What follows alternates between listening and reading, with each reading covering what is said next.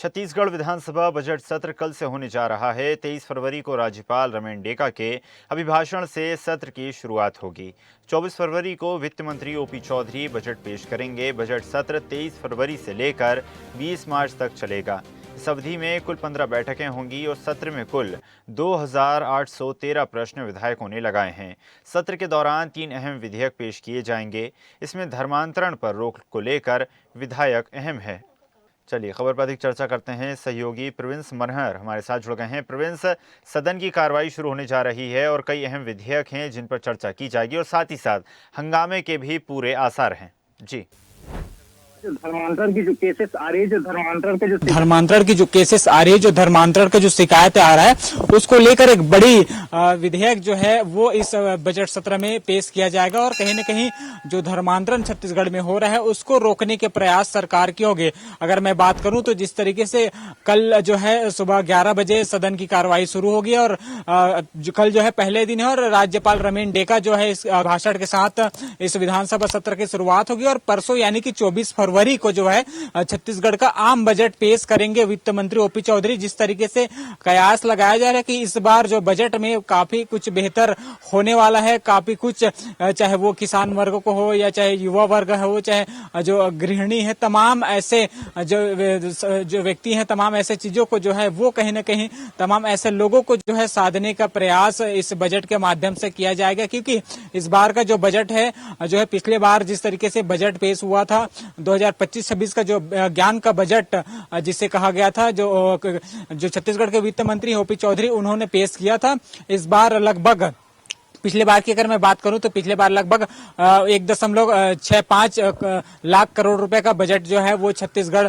के लिए पेश हुआ था और इस बार इस बजट कहीं न कहीं ज्यादा होने की अनुमान लगाया जा रहा है। और विपक्ष की मैं बात करूं ईशा, तो विपक्ष भी जिस तरीके से तमाम मुद्दों को लेकर वो है सत्ता पक्ष को घेरने की जो रणनीति है वो कल 23 फरवरी को कांग्रेस विधायक दल की बैठक होगी। उस बैठक में तमाम रणनीति तय किया जाएगा। लेकिन जिस तरीके से कयास लगाया जा रहा है कि विपक्ष यानी कि कांग्रेस पार्टी जो है वो चाहे वो कानून व्यवस्था को लेकर हो, चाहे वो नक्सल के मुद्दे हो, चाहे वो छत्तीसगढ़ में जिस तरीके से किसानों का मुद्दा हो, तमाम ऐसे मुद्दे हैं जिसे लेकर भारतीय जनता पार्टी यानी कि सत्ता पक्ष को घेरने का प्रयास करेगी। लेकिन अब देखने वाली बात होगी कल जो बजट सत्र है उसकी शुरुआत होगी और परसों यानी कि 24 फरवरी को बजट पेश होगा। वित्त मंत्री जो है बजट पेश करेंगे और कहीं न कहीं अब देखने वाली बात होगी कि वित्त मंत्री जब बजट पेश करेंगे तो इस बजट में छत्तीसगढ़ की आम जनता के लिए क्या कुछ रखा गया है। लेकिन कुल मिला के कह सकते हैं कि इस बार का बजट है वो काफी बेहतर होने की कयास जो है वो लगाया जा रहा है। फिलहाल भारतीय जनता पार्टी का नेताओं का कहना है कि इस बार का बजट पिछले बार की बजट है उससे काफी कुछ रहने वाला है। लेकिन विपक्ष का भी इस पर बयान आना शुरू हो गया कि उनका विपक्ष भी साफ तौर पर कह रहा है कि जिस तरीके से पिछली बार की जो बजट आया था वो निराशाजनक था और इस बार का भी बजट में कुछ खास नहीं रहने वाला है छत्तीसगढ़ के लोगों के लिए। लेकिन अब जब कल सत्र की शुरुआत होगी, परसों बजट पेश होगा, उसके बाद बहुत सारे ऐसे विषय हैं जिस पर चर्चाएं की जाएगी, बहुत सारे ऐसे मुद्दे हैं जिस पर विपक्ष जो है वो ध्यान आकर्षण करने के प्रयास करेंगे, ध्यान आकर्षण लाने का प्रयास करेंगे। सबसे पहले जिस तरीके से मैं बता दूं कि मैंने कहा कि इस बजट सत्र में जो है 3 विधेयक पर पेश की जाएगी, जिसमें सबसे बड़ा जो विधेयक है, सबसे बड़ा विधेयक है वो जो है धर्मांतरण को लेकर होगी। क्योंकि जिस तरीके से हमने देखा है, चाहे वो कांकेर की हो, चाहे वो अलग अलग जिलों की हो, अलग अलग जिलों में लगातार जो है वो धर्मांतरण का जो मुद्दा है वो कहीं न कहीं आते रहा है। और इसी के कड़ी में जो लंबे समय से जो चल रही थी कि छत्तीसगढ़ में जो धर्मांतरण पर जो है एक विधेयक लाया जाए, कानून लाया जाए, उस पर अब एक चर्चा हो सकती है। कल जिस तरीके से विधानसभा अध्यक्ष डॉक्टर रमन सिंह ने कहा कि जो धर्मांतरण है उसको लेकर विधेयक पेश किया जाएगा, तो कहीं न कहीं जब विधेयक पेश होगा तो देखने वाली बात होगी कि अब धर्मांतरण को लेकर छत्तीसगढ़ में नए कानून बनते हैं। इससे छत्तीसगढ़ में आने वाले समय पर किस तरीके से जो धर्मांतरण का जो मुद्दा है उस पर नकल कर सकेंगे, रोक लगाए जा सके। लेकिन कल जो है छत्तीसगढ़ विधानसभा के अध्यक्ष डॉक्टर रमन सिंह ने प्रेस वार्ता की और तमाम कल से जो कार्रवाई है शुरू हो रही है, सदन शुरू हो रहा है, विधानसभा बजट सत्र की जो शुरुआत हो रही है उसको लेकर जानकारी दी। आपको बता दूं ऐसा कि इस जो बजट सत्र है उस पर लगभग 15 बैठक होगी और लगभग 2800 से अधिक जो सवाल हैं वो लगे हुए हैं। लगभग 31 से ज्यादा जो है ध्यान आकर्षण भी लगने के कयास लगाया जा रहा है। लेकिन अब देखने वाली बात होगी कि आने वाले समय यानी कि कल से जब इस बजट सत्र की शुरुआत होगी तो आने वाले दिनों में विपक्ष कितना सत्ता पर जो है वो दबाव बना पाता है, कितना सत्ता पक्ष को घेर सकता है। लेकिन जो तैयारियां हैं विपक्ष की वो भी कहीं ना कहीं पूरी हो चुकी है। और आपको खास बात यह बता दूं कि आज ही जिस तरीके से विधानसभा के उप नेता प्रतिपक्ष की नियुक्ति कांग्रेस ने किया है, जिसमें जो वो है वो साथ ही साथ कई जो विधायक है उनको जिम्मेदारी दी गई है।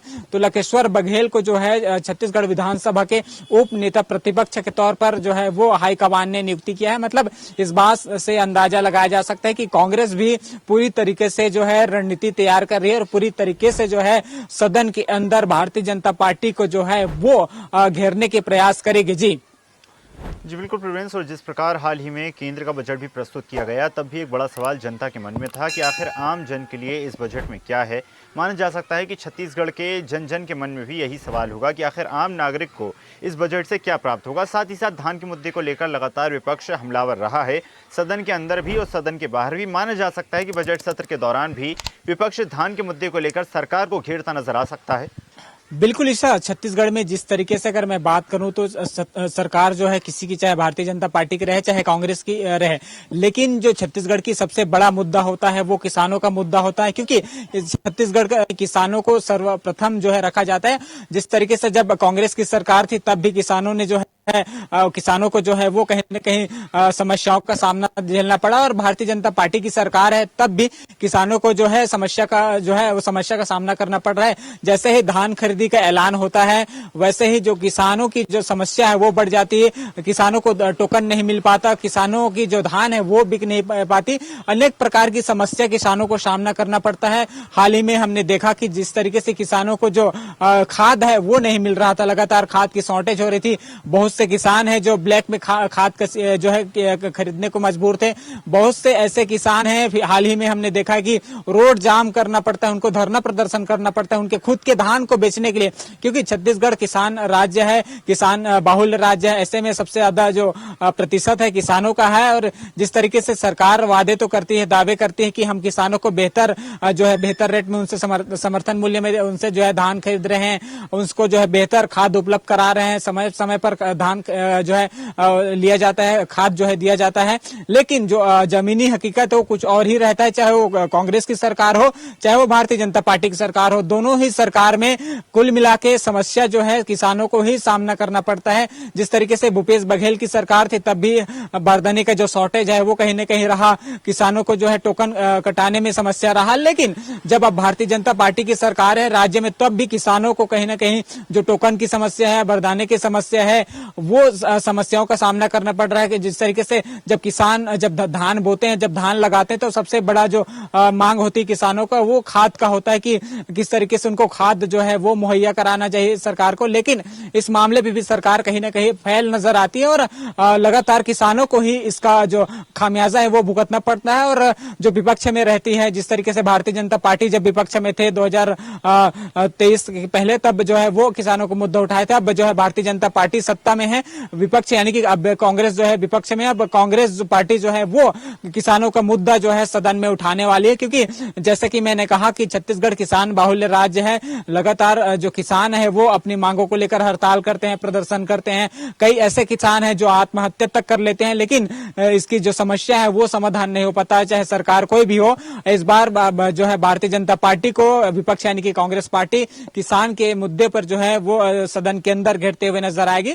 साथ ही साथ एक बात और बता दूं, इस बार जो विधानसभा जो सत्र है, बजट सत्र, इसमें खास बात यह है कि इस बार कोंटा के जो विधायक हैं और पूर्व मंत्री है, कांग्रेस के गद्दावर नेता माने जाते हैं कवासी लखमा, इस सत्र में शामिल हो सकेंगे। क्योंकि हाल ही में जो कवाशी लखमा है वो सुप्रीम कोर्ट से जमानत पर रिहा हुए हैं और इसकी जो अटकलें थी कि आखिरकार जो कवाशी लखमा है वो शराब घोटाले के मामले पे लगभग 1 साल से जेल में बंद थे।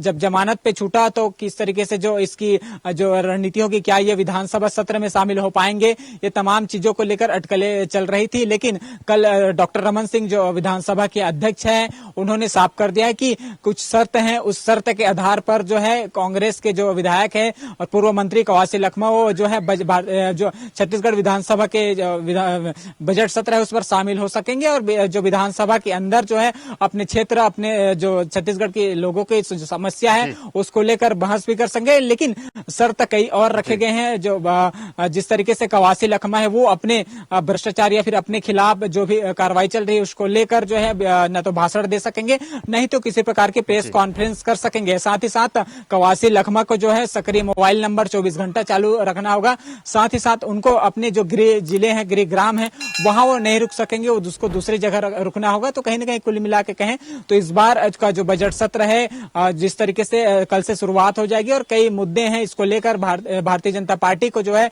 विपक्ष यानी कि कांग्रेस पार्टी घेरने की कोशिश करेंगे। जी सर। जी बिल्कुल प्रवीण, माना जा सकता है काफ़ी ज़्यादा अहम ये पूरा सत्र है और इसमें हंगामे के भी पूरे आसार हैं। आपका धन्यवाद प्रवीण, जुड़ने के लिए और जानकारी साझा करने के लिए। देखते रहिए स्वदेश न्यूज। अगर आप इस वीडियो को सोशल मीडिया हैंडल फेसबुक या इंस्टाग्राम पर देख रहे हैं तो हमें फॉलो करें, अगर यूट्यूब पर देख रहे हैं तो सब्सक्राइब करें और बेल आइकन दबाना ना भूलें।